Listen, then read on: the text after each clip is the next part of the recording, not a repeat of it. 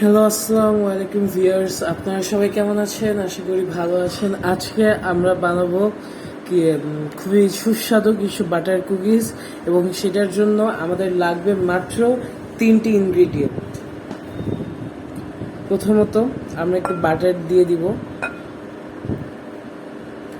এটি একটু ঠান্ডা করে নেওয়া উচিত, পুরা গলিত হলে ভালো হবে না। আমরা হাফ কাপ বাটারের সাথে দিয়ে দিব 1/4 কাপ সুগার। যে কোনো সুগারই দেওয়া যাবে।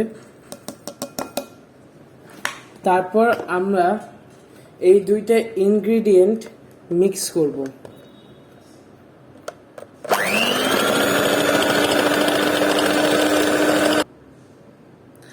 এখন আমরা 1 কাপ ময়দা দিব, কিন্তু 1 কাপ ময়দা 2 পোর্শনে দিব।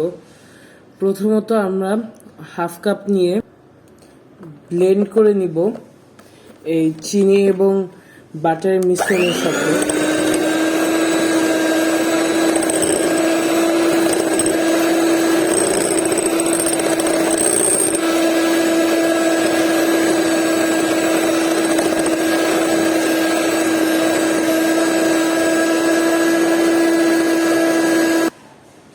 তারপর আমরা আবার হাফ কাপ যেটুকু নিয়েছিলাম বাকি ছিল সেইটুকু দিব।